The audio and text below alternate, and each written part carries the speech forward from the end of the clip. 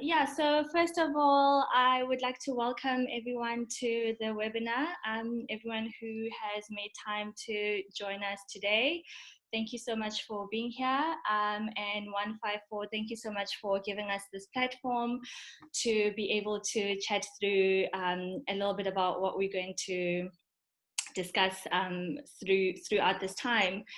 And of course, I want to welcome and thank our three incredible panelists, Christine, Sammy, and Daudi. Before I get into a proper introduction of our panelists, I just want to run through a quick housekeeping for everyone who's joined. So the webinar will be roughly an hour long. Each of our panelists will have a little bit of time to give opening remarks. There will be a prompt to which they will respond. And the most part of the webinar will be a back and forth discussion between all four of us. Towards the end of the webinar, we will open for questions. So we'll probably have time, depending on how the discussion goes, we might have time for 4 to 5 questions for our panelists to engage with. As you all know, the topic for today is African Biennales as portals for collaborative practice. And I just want to start off by giving a short biography for each of our panelists today, just so that people know who we are engaging with. So I'll start with Daudi. Daudi is at the forefront of a movement that promotes contemporary art in East Africa.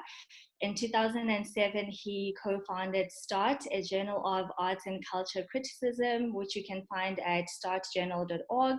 He's a founding member of Kampala Arts Trust, a coalition of artists and art appreciators in the country who are working toward the dream of making art an integral part of Ugandan society. He studied at Margaret Towell School of Industrial and Fine Arts in Uganda, in Kampala. And he obviously founded the incredible Afri Art Gallery in 2002, which is also based in Kampala with 2 locations, if I'm not mistaken. And then next up, I would like to introduce Christine Eyene. Christine is the current artistic director of the Casablanca Biennale, which will the 5th edition will take place in May 2021. She is in charge of programming at the BIC's project space in Casablanca. She's an art historian, a research fellow in contemporary art at the University of Lancashire, where she collaborates to making histories visible, and also works within kind of interdisciplinary visual arts research. And then last but not least, I would like to introduce Sammy Baloji. Sammy is a photographer who has been documenting artisanal mining by Chinese companies in Katanga. He's called this the Kolwezi series. The Kolwezi series, a photograph of which was presented at the Lubumbashi Biennale, is rooted in the context of the first democratic elections in Congo, which took place in, that can't be right, the first elections in 2006, first democratic. Oh, okay. Where the increase in demand for copper and cobalt kind of created an influx of international investors in Katanga, including a lot of Chinese companies. Sammy was born in 1978 in Lubumbashi. He holds a bachelor's degree in literature and social sciences. He has participated in a number of exhibitions, including the Bamako African Photography Encounters in 2007, among many others. Welcome, everyone. Thank you. Welcome. Thank you. Yeah, and so maybe to get us started, I'll start with you, Christine.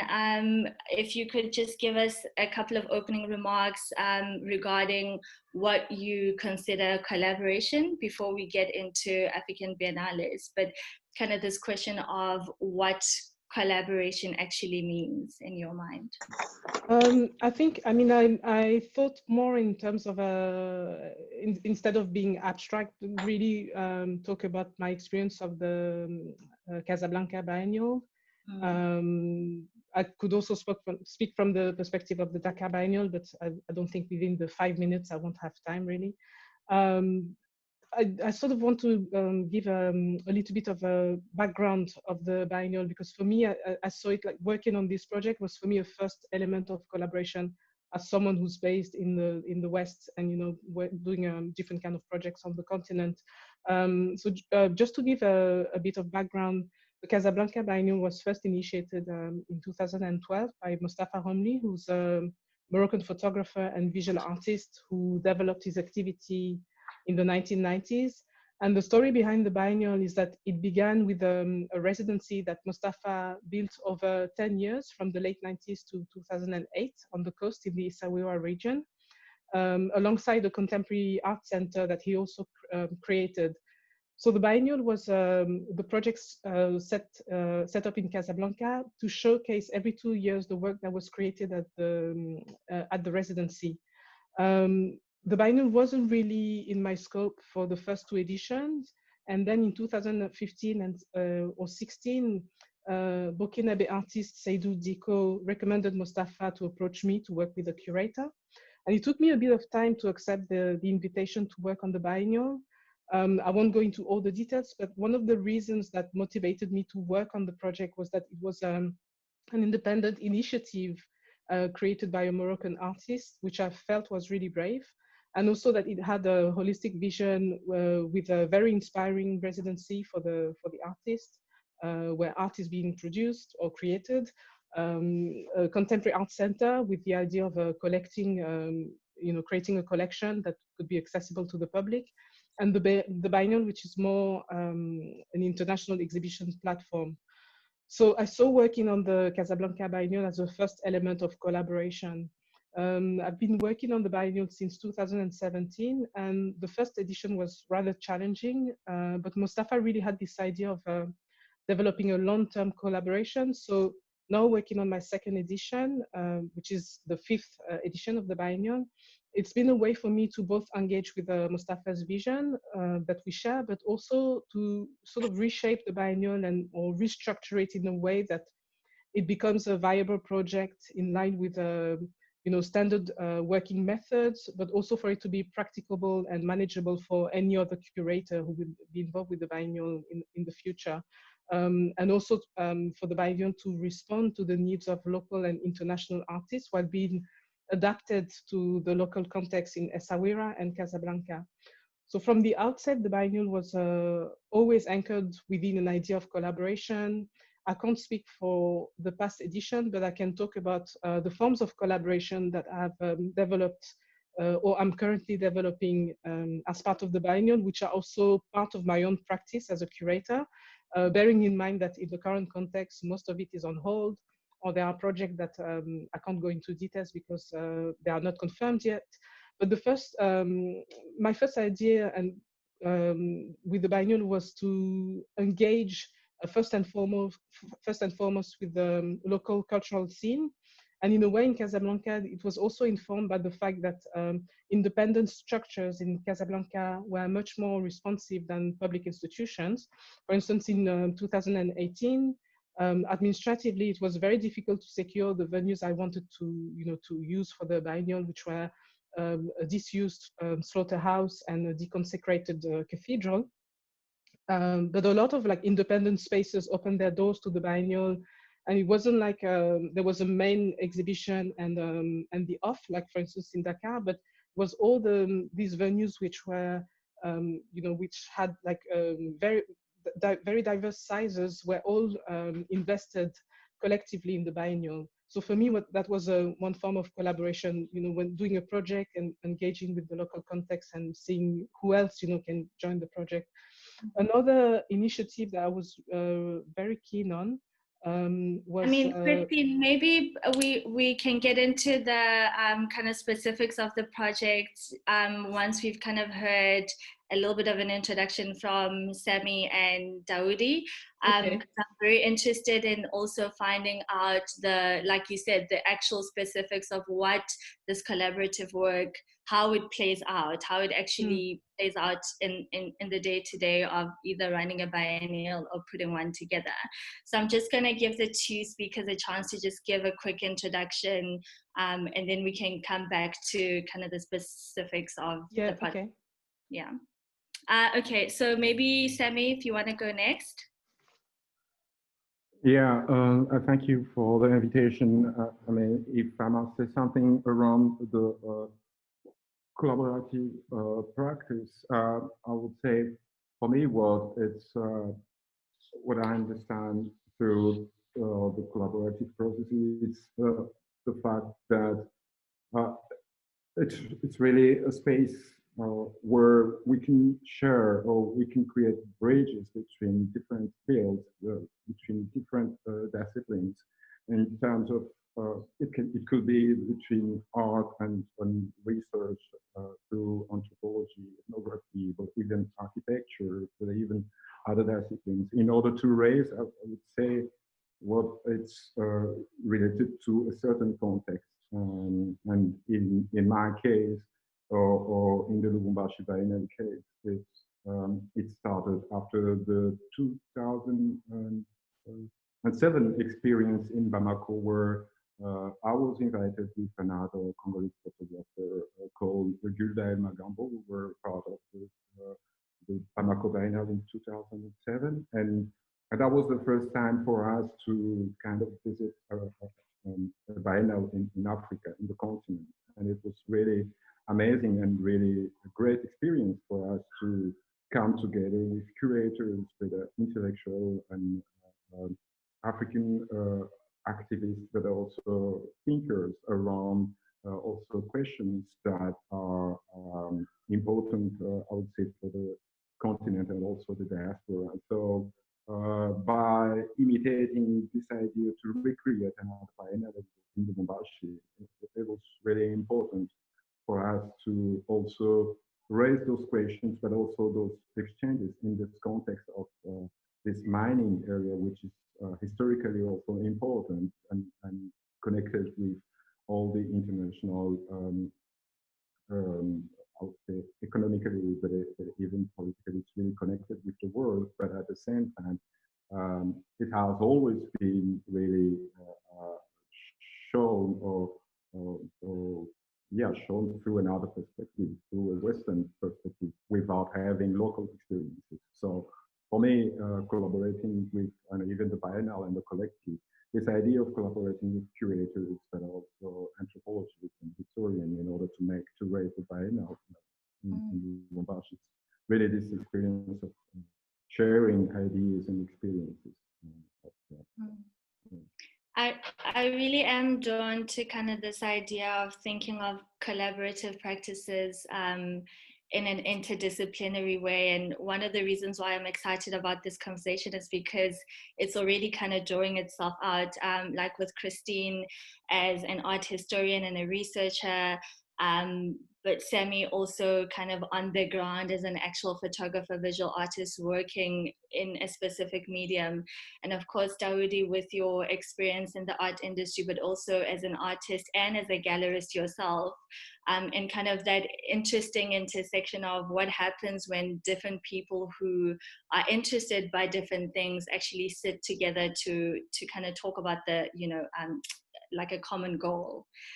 So with that said, Daudi, I'll give you an opportunity to kind of give us some opening remarks. Hello. In Kampala, there's we kind of we lost the art history because of a lot of wars that happened in the 80s. And from the 70s, there was a disconnect in Kampala. So when I started practicing in about 1999, there was a need to discover what the art industry in Uganda was. So there was a lot of artists working in studios, which in this case would be the first time I saw collectives or collaborations. But this was mostly with artists who needed to get rent, so they couldn't afford a studio, so they got together to make work. They rarely created collaborative works, but they shared space. I started a gallery to create that sense of collaboration, the sense of putting art together in a space with other people as a way to create the conversation on art within that, within one environment. And of course, by going, traveling and seeing what else was going on in the rest of the world, I realized that there was a need to create more collaborations with other countries and see what kind of work that we can create. So the Biennale for me was the first time I was participating in a collaboration of building an art industry. Of course, in my art practice, I mentor people from artists to artist managers and all that. For us, it's really about how do you establish an industry, how do you reawaken an industry that used to exist in its glory, and what kind of activity do you put in place? So in this case, became the gallery, it became artist studio that I produce, I support, and now the Biennale, which allows for artists to meet each other. Our Biennale is really about art masters and apprentices. It's about mentorship. So by the mere fact of that, there's all this, the studios that they create, they end up working together, whether they collaborate on actual work or they collaborate in thinking, but the need to get together to do certain things. So my process has always been about bringing the whole full circle together. So, yeah. Cool. One thing that's quite interesting to me is kind of talking about why the format of the biennial, right? So there are many different ways in which collaboration can be achieved. And I wanted to know from you what you think is so special about this kind of format of a biennial, but also what makes an African biennial compared to a European or Southeast Asia or anywhere else in the country. So what is it about the African that makes it African? Is it purely kind of geographical? Is it historical? Or is there something else that makes it an African biennial / biennale? For me, African Biennale is differentiated by, Biennale is generally differentiated by purpose. When I think of Venice, I see a Biennale that celebrates the best achievers. It is like an award ceremony. And in Venice, quickly after that, you have at Basel, and most cases you find that a similar artists will be in Basel. When we started the Kampala Biennale, for us, we first thought it like that. So we invited artists for a celebration. And then in the second one, we had a curator who invited artists to investigate, interrogate Kampala, so they created works in situ. And then now, this led us to discover why biennales should exist. And for us, it is about transmission of knowledge, skill, through mentorship. We believe that people who are experienced have the opportunity to pass on knowledge to another generation. We believe that artists, whether African or anywhere from all over the world that have worked for a longer time, have a lot to give artists that are starting out. This could be skill, it could be just the understanding of this very rough art world. So for us, it is about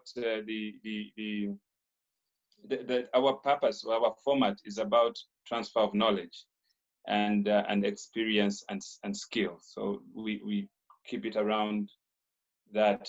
We don't create a biennale to celebrate the best. We create it to advance knowledge. It's another way of education for us.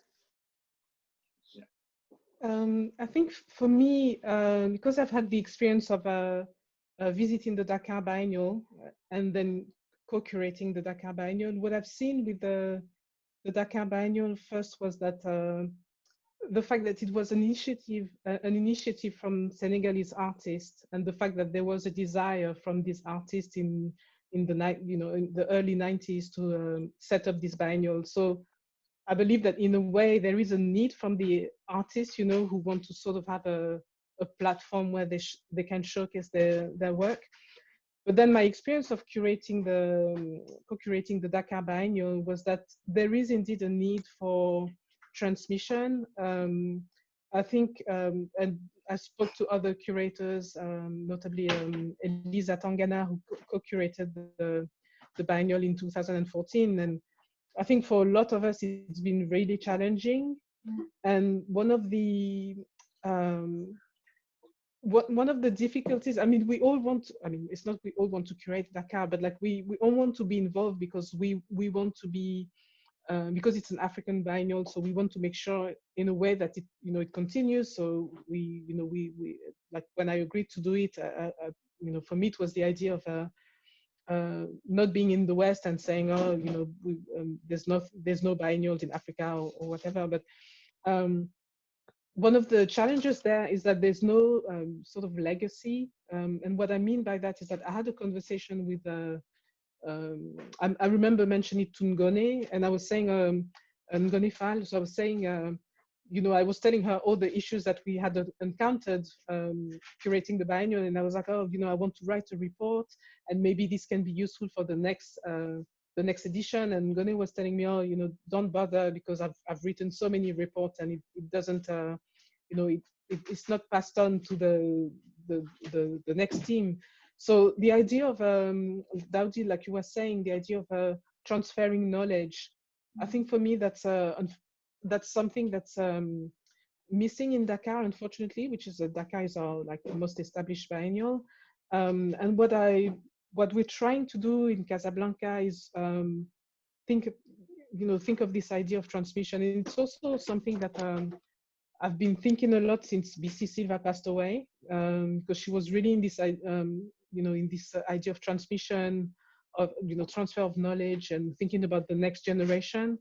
So the two curators who are working with me in Casablanca are the next generation. They're already active in as young curators. But yes, so for me, Casablanca is about coming back to this notion of collaboration and transmission of knowledge, and not necessarily in terms of celebrating the achievements, like you were saying, Daudi. We're developing a collaboration with New Art Exchange in Nottingham, and New Art Exchange, to me, they're a very important institution in the UK, because they're really championing cultural diversity. And one of the things that we're doing is supporting young professionals from the diaspora, African or Black British young professionals who will be involved in the biennial. And I mean, the project is really thought of as something where it's also supporting professional development. Mm-hmm. Yeah. Yeah, but in the case of Lubumbashi Biennale, I would say that just as Daudi was talking about Uganda, or even Christine talking about the Dakar Biennale, I mean, those countries, they have a history, and it's also like a national history. But in Lubumbashi's case, we don't have any history with the biennale, so it's really a need that comes from artists, and but also the need to express about what is going on around us, and what is writing our present in a way, by existing into the territory in a way. But even by the experience, as I was saying, that we had with the Bamako Biennale, with also Simon Jani, one of the things is, after decided to create the Lubumbashi Biennale by inviting Simon. And he told us that you should also create connection with the state, the national state, in order to have also funds coming from all those institutions, to be from the cultural field, and to work together in order to create a really strong platform. But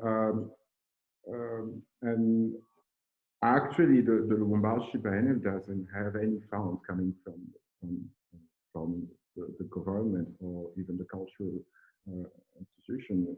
We are not helped by the state. And one of the experience that we have actually, even with Simon and Jani, was we want to ask to the mayor of the city to have a permission to exhibit in the public space during the Biennale in 2010.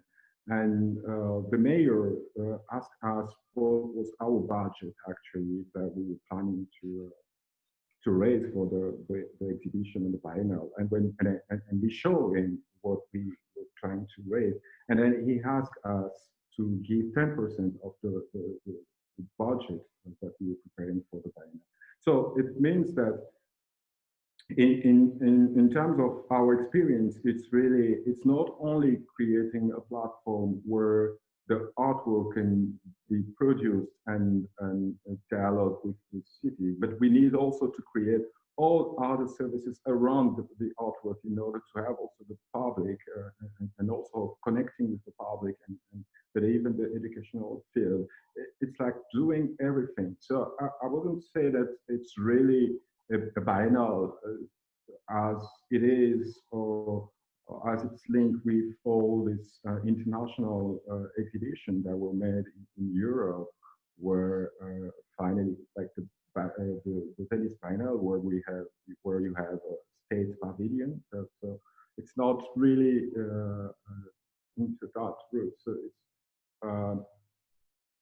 I'd say it starts from really the need to exist and also to create all the necessary elements in order to exist, to express ourselves. Yeah, because of course, collaborative work in this format is kind of tangled up in economics as well. And so there are questions of power in relation to whether you're working with institutions and what it is that they want from you, or even if those institutions are either in the West or even just kind of your local government. I have a quote here by Ntone Ejabe of Chimurenga that I thought that could maybe guide us in what I wanted to speak about next. So Ntoni says, we simultaneously work with and contest the power of international and national cultural agencies. They all seem trapped in the logic of development when engaging with cultural producers on the continent. Essentially, their mission is to help us be more like them, while also extracting resources. Whether it comes with a bread or a gun or a Bible, it's the same kind of old colonial mission. If one party is desperate, then it's not a collaboration. It means that their relationship is fundamentally unequal. One of our own responses is to always bite the hand that offers to feed us.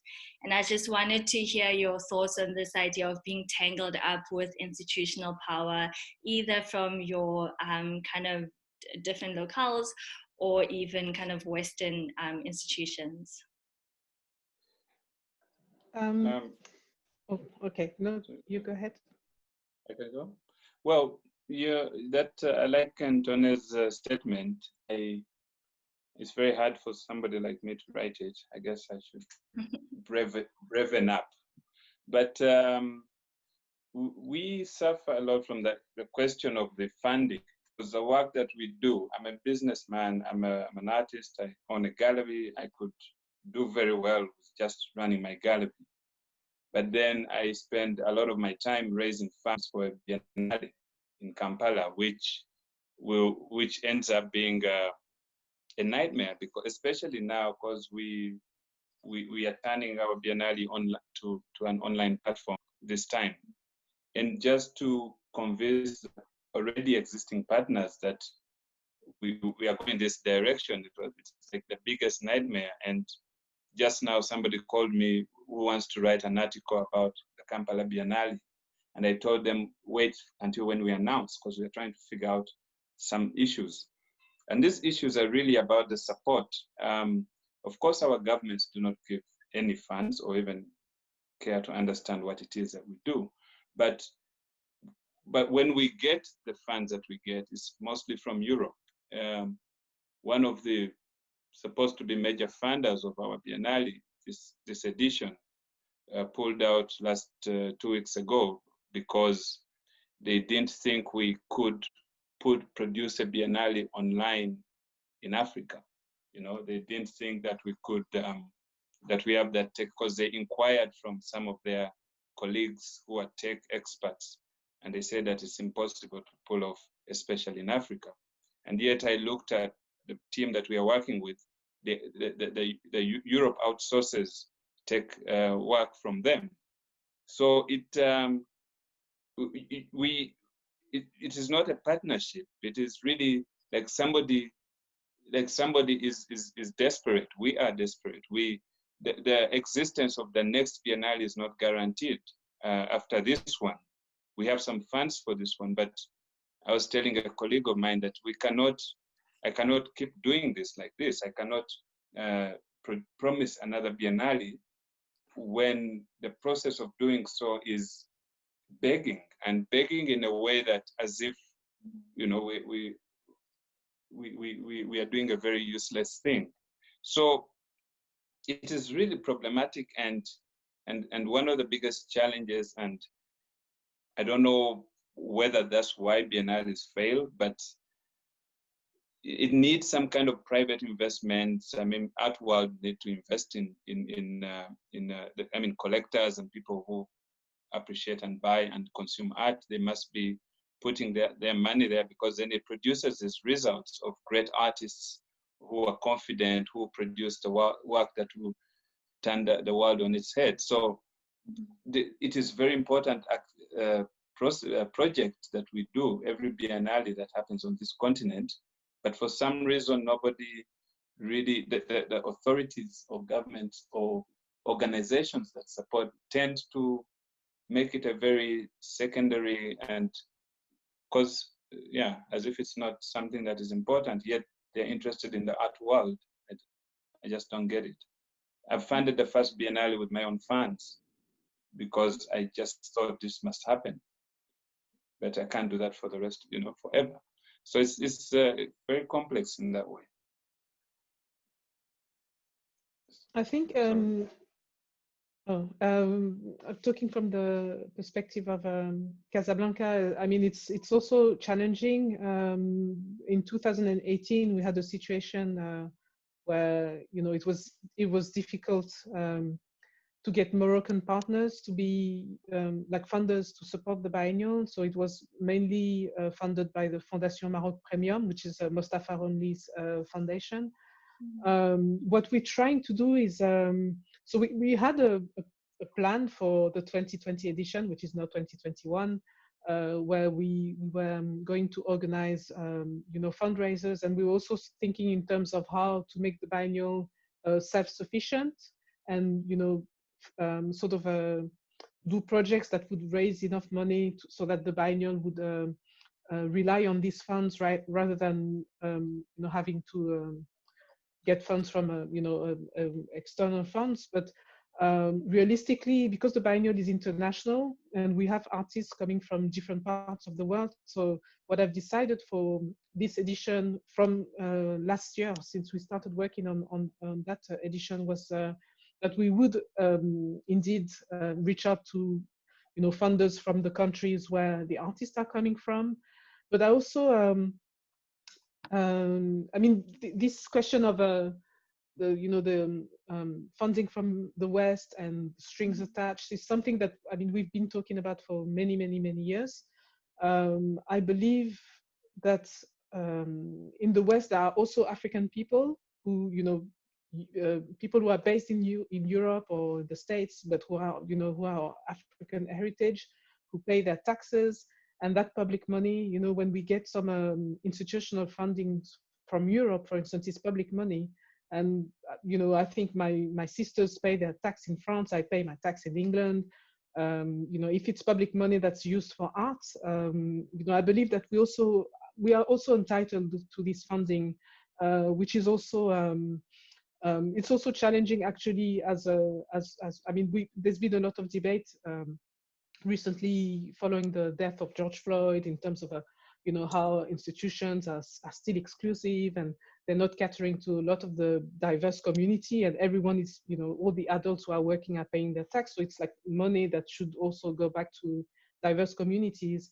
The other thing I want to say is that coming back to this question of strings attached, is it's a conversation that we've had as part of the project that we are developing with New Art Exchange, because we applied for a grant from the Arts Council England to develop collaborations between British venues and British independent spaces, or English independent spaces, and independent spaces in Africa. So we've approached a few spaces, and so the project hasn't been announced properly because of the pandemic, but that's something that you know, that was part of the conversation we had, and some of the comments from some of the African independent spaces that we approached. And to some extent, what I was trying to explain is that, I mean, the project is run by you know, a director who's British, but of you know, South Asian heritage. I'm involved in the project. I'm, you know, French Cameroonian. So sometimes our projects are actually led by the diversity and people who have connections with the continent. But I know that sometimes it's actually true that, you know, you working with partners who don't necessarily understand or don't necessarily respect your integrity as a curator, which is something that happened to me in the past on a project that I won't go into details, but that's something that I've also encountered, where, you know, there are expectations on us that actually are not beneficial to the art project, but they are what the funders are, you know, expecting, and they want to tick the box. And yeah. Mm-hmm. Mm. Yeah, but in our experience, I think for us, we've been in a way managing to have at the end what it's really a project that we want to realize in our context by choosing a curator and also starting from the selection made by the curator and try to raising funds locally or internationally in order to have the exhibition. So in somehow there are no applications because we don't have funds to kind of produce artwork directly from submissions that it's made. It's really working with artists and trying to find budget for production of fees for her work for the biennale, and also and somehow making this project done directly in situ, which is also a way of dealing or also like collaborating with local artists, but also local audience in a way. So of course, we can say that we are looking for money, and it's mainly coming from outside, but it's also because, like in Congo, as I said before, we don't have we don't have any funds coming from the state somehow, and we don't even also have people. I mean, local mecene like interested in founding what is going on in the cultural or artistic field. So it's always a challenging work to make the biennale happen. But what is in a way positive for us, it's as I said, it's really working with the curator, but also starting from the local context and seeing what is really important, and not just copying what is going on internationally, but it's a biennale that works with the local reality and talks to the locals directly, in a way. Yeah. In a way, I'm a little bit conflicted because on the one hand, Sammy, you talking about this notion of local realities, which then in a way situates why it's important to have a Kampala biennial or a Casablanca biennial or a Dakar, because you kind of want to engage these local realities. But as Christine was talking, I kept on thinking, what about biennials that break borders, in the sense that why is it that we're still thinking of it in this kind of restricted way of there is a country in Africa, and that country has a major city, and therefore that's kind of where the context of the starting point of this biennial is. Is it maybe just a question of where you guys are situated and therefore this is where you're doing the work? Or are you kind of thinking about these ideas of breaking these random arbitrary borders? But then also with regards to what you said earlier about the difficulty with the diaspora, like more and more people, well, pre-COVID anyway, it was becoming more difficult to kind of identify to any one specific place. Many people are, as Tyra Selassie said, they're local to different places, right? It's not just necessarily about where they're born or whatever. And so I want to hear what your thoughts are with regards to geography, with regards to borders, in relation to the work that you do. I would, oh, sorry, you go ahead. Go ahead. No, you go ahead. Okay. I mean, if I take my own case, personal case, I think it's difficult so I was born in France, but I was born a Cameroonian citizen. And then I left France, I went to Morocco. So I lived in Morocco in 2000 and 2001, and then came to England. But I feel that as an individual, everywhere I am, I'm never really completely from the place where I live. I live in London, but I work in Preston, and I do this project in Casablanca. I'm also very close to my roots, Cameroonian roots. So in 2016, I developed with a colleague a photography project in Yaoundé. So I don't know, I work within those different spaces and locations. The Casablanca Biennale is not my initiative. I was invited to work on this project. And actually the biennial, as I was explaining at the beginning, it's in a way, it's not an end in itself, because it's behind it, there's a residency which is located in Essaouira. And it's not, I mean, in a way, the biennial is just meant to present the work that's created at the residency. And the residency in itself is thought as something, it's really thought as a space for artists to sort of, disconnect and be immersed in their own creation. So it's not meant as it didn't start with the Casablanca biennial. It's just the biennial is the result of something else. And the other thing I want to say is that it's obviously it's very challenging when you're, as a Black woman in the West. I'm lucky that I work with Lubena Himid on this Making Histories Visible project, because the project is actually about championing diversity in the UK and internationally. But, if it wasn't for that, I think it's I think, for me, in a way, working in Africa, because I've always been drawn, I've always wanted to go back to Africa in a way. I can't explain why, but it's also because when I do projects on the continent, and I'm doing contemporary art project, I'm not doing contemporary African art project. And that's something as well that, when you're doing projects in the West, if you're exhibiting African artists, it's labeled as contemporary African art. Whereas when you're on the continent, we're working within the paradigm of contemporary art. So, and I think, I don't know, I can't speak to the other locations, but I think we live in a, I don't know, I mean, you're in Cape Town. I mean, Durban is a very dynamic city. Casablanca is, I don't know, 3.5 million citizens. You know, it's a very, they are very dynamic cities. So, and there are artists, and you know, there's an energy there.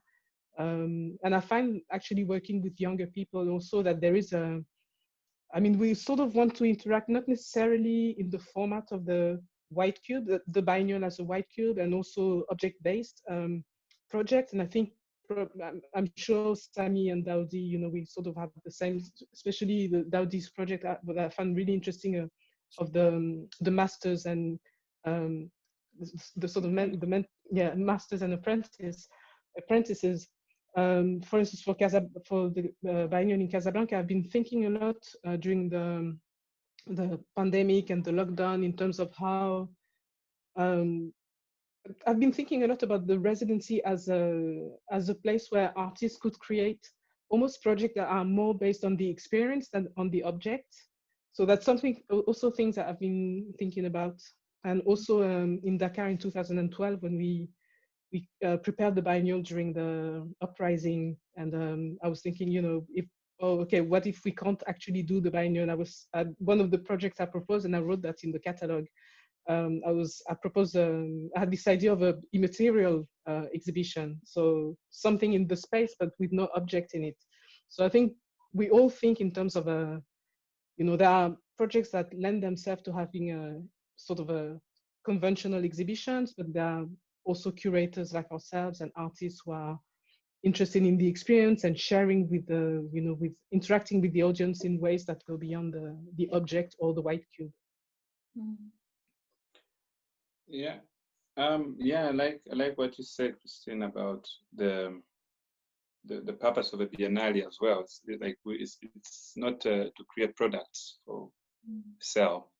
It is to create, it's about experience, and for us at least, for the process. And because when you want to sell art, you go to galleries and art fairs and that kind of stuff.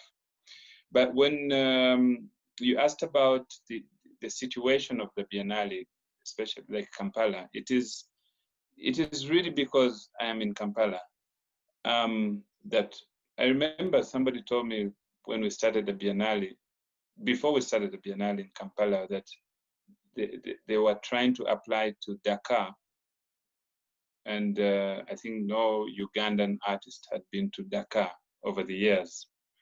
And I remember telling them, well, I'm going to create a biennale, and then people will come to Kampala.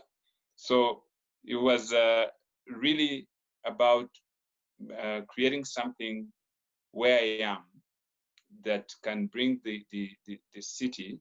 And when I first did my first art fair in Johannesburg, I was telling clients that I was coming from Kampala and they didn't know where Kampala was. So the biennale as well was about talking about where is Kampala, and taking Kampala to the world and the world to Kampala. And I remember the first biennale we hosted. It was based on the continent and only African artists on the continent. Got artists from over 35 countries on the continent. So they about 25 countries came to Kampala, and we spent a week with them at the opening of the biennale. There's a specific need to break boundaries of borders, because these borders, they actually don't exist. They are political creations by the scramble and partition of the world, for that matter, and we all know that. So there's a huge need to collaborate with different people from all over the world, not only Africa, with Chinese and Indians and South Americans and Europeans or whatever, because of the need to understand who we are as humans, and the fact that there's actually no borders. And I'm really glad that right now we are online. The biennale is going to, soon we shall announce, but it's going to be online. And when it goes online, we are going to break even more borders of boundaries, because we'll have international collaborations online, and we'll be dealing with the online community and the world. And this particular webinar, we are talking to people all over the world right now, and people from all over the world are listening in. These are actually were impractical in the last Biennale. Like, people had to come to Kampala to see the Biennale. So there's a huge need to break borders. Of course, to travel, it will be political, even if COVID goes away, if it has not yet. It will be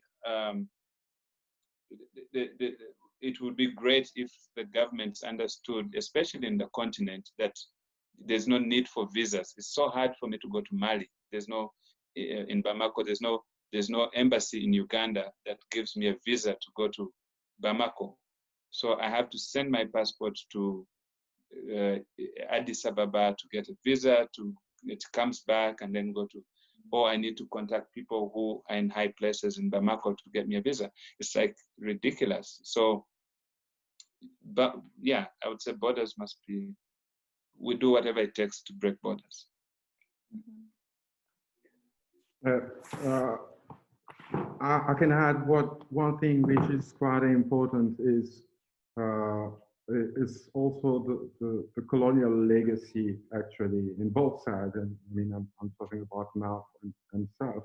It's really this logic of separation, and when talking about the Congolese experience and one of the things, so like since 1885, when the Congo became the personal property of the King Leopold, it was meant to be international already. So you had English, American, or all the people coming in Congo and exploiting all the rubber. And after the scandal of those cutting hands that happened during the Leopold period, when he lost the Congo and the country became a Belgian colony, there was this Congo Press Info, which is an agency that was there in order to kind of create a new image of this colony from the Belgian perspective, showing how they were bringing civilization and creating all the knowledge that was going on in the country. And in a way, they were controlling the images that were coming from the outside, I mean, from the country, and showing it in Belgium. So even now, moving in between, you still have people saying that, yeah, but the Belgians, what they did in Congo, it's really good. And it goes through all those pictures that have been like created through the propaganda that during also the occupation period. So one thing that I would like to say is that all those countries in Africa were also modern at the same time, because they were meant to be placed for exploitation, or place for also to get benefits of all the mineral resources and all the stuff. So they were modern in a way. So, but at the same time, one of the things is to create this racial hierarchy or those segregated cities in order to have a gap between black and white. So this to say that by doing a biennale like in Lubumbashi, it's already breaking things, because as long as you're thinking that it's a whole, it's nowhere, while there you can realize how it's connected to the world from the history, and even now you still have all these Elon Musk trying to create spaces for electric batteries, and all the projections are still in those spaces. they are really strongly connected. But while at the same time, on the international newspapers or television, you have another idea of primitive or something that is coming from the darkness in a way. So, I mean, by creating those biennales, it's already breaking those ideas. And something else, which is quite important that I'll like to bring to light, is the fact that this is like the sixth edition that we've been doing, and slowly we've been also connecting with other biennales, but also other foundations. But even like the last edition, we've been supported by the one before, and we've been also collaborating with the Shelter Foundation. So, I mean, there is a network which is also coming up, and that's it's really important, and it's also creating more openness and diffusion of what is going on this continent. Yeah.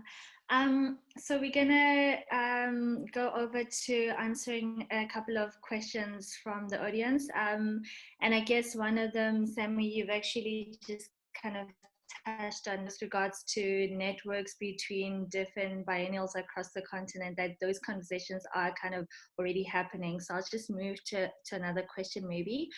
So it says, how involved are your events on the local art scene when the Biennale is not happening? Do you have any local permanent presence? Who's that for? It's not specific, so maybe one or two of you could kind of answer, just so that we can have more time to take maybe another question. From the Casablanca Biennale, I mean, we opened the project space that closed, when the pandemic happened. It's fairly recent, so I did the George Hallett exhibition end of February. That was only open for 2 weeks, and then the project was presented online. One of the, I mean, I had some plans before the pandemic. I mean, the idea for me was to prepare the biennial, to start preparing the biennial early in advance, so that I had a plan to do public engagement projects. With, obviously it's in art we know that we touch the traditional or the art audience. So how to say, we're preaching to converted. But I was really keen to touch audiences that are not your typical art audience. There was a collaboration that I wanted to develop for the previous edition, that I'm hoping I'll be able to develop for 2021 with a cultural center called Centre Les Étoiles de Sidi Boumène, which is in the outskirts of Casablanca, and it's a cultural center that caters for, it's a safe space and nurturing space for at-risk community, notably young people. I've been, like, when I'm in Casablanca, I go to other people's events, like other institutions' events, and I tend to, my personal interest, I'm really interested in everything touching on urban culture. So there was some, we had some ideas to collaborate with an association called Diversité that are interested in getting young people from diverse backgrounds to be involved in arts. I had some ideas, but it's just like we haven't been engaging with the. I think if we engage virtually, we probably touch the art audience. But I'm more interested in doing projects or engaging with the local community, particularly people who will not necessarily go to an art space. And so one of the ideas that I had was to invest a public space, which we can't do at the moment, but I'm hoping that 2021 we'll be able to engage with the public space and add a lot of sound and music elements to the project as well. Okay, so maybe instead of taking another question, because we have run out of time, what I would rather do is allow you maybe a minute or two for closing remarks. And I'm really interested in something that you, Daudi, said earlier, this question of trying to figure out who we are as humans, right? To kind of ask why we're here. It comes down to the human condition, our humanity, and trying to figure out why we're here. So maybe as closing remarks from each of you, if you could maybe touch on that as a prompt, but also in relation to the future of biennales. Where do you see them going, you know, post-COVID 2021, 2022, and potentially even further into the future? Yeah, for me, I think that biennales are political protests of some sort, not government politics, but more of international politics. They are really protests of maybe you could call it colonialism or the racial divide or understanding, because they question things. I think that the future biennales on the continent are not going to necessarily be the same that attract funding, because but more and therefore they won't probably create art in terms of objects, but maybe we'll create there'll be symposia and discussions and meetings that are disruptive. And I think that if the direction of biennales on the continent go there, we will have more talking and more thinking. The education program for the Biennale of Kampala this year is critical thinking. So we are going to go to cities out of Kampala and speak to people, young people, about how to think critically. So the idea is to become woke, like they say in the US, like to open minds and understand our realities, but also try to understand that we can achieve pretty much anything that we want to achieve. And it's that awareness that I believe that will change this continent, change art, and the perception, and everything that we ever dream of will come to life. Yeah. Yeah. In our case, I would say that the biennale itself has not yet started. For now, it's mainly about creating a community in a way, because even if you look at the political level, nothing is done in order to create a space for an artist, a space for culture, a space for free expression. So everything is tightened in order to not exist in those spaces. It's really a space of negation of bodies in a way. So as artists, but also thinkers and activists, we need to create those platforms in order to exist. And this comes back to what you said before about collaborative process. We need that in order to, I mean, it's really important, like by creating this platform, actually you can have artists moving from Lubumbashi to South Africa or somewhere else and experiencing, and also having space to study, to progress in a way, and coming back, and also training local artists, but also creating relations with audience. And this comes to what you asked about the presence. So for us, like since 2017, we've started to also create a long program of local of education, of art education, by also working in collaboration with Open Society and other social foundation in order to have a program that with Market Photo Workshop, we collaborated also in order to create a sort of platform where we can start to share also like people that can come in Lubumbashi and form local artists, and like working with them until the biennale happen itself in a way. So it's not really about the biennale, but it's also it's really about the process of how to create, but how also to form someone to become also an artist. Because I mean, in Lubumbashi we have we have an art school, which is an equivalent of 6 years of secondary school. So it means like when you go to school in Lubumbashi, you're not an artist because it's at 18 years old that you finish your art school. So it's about theory. So it's really about reproducing the choreography of producing what was thought to be local artwork during the colonial period. So yeah, for me, it's really one of the things to bring the biennale to existence is really to create a network and way of also sharing experiences, but to create a really strong platform and a network. And then after that, the biennale itself will be there. And I'm sure that it will come. You know. So yes, for me, I mean, I'm not too concerned with the sort of a definition of the biennial as such, because I see it as a calendar. I see it as a big event that happens every 2 years. And like I was explaining, for us, the biennial is the result of many more things that happen sort of behind the scenes, so the residency.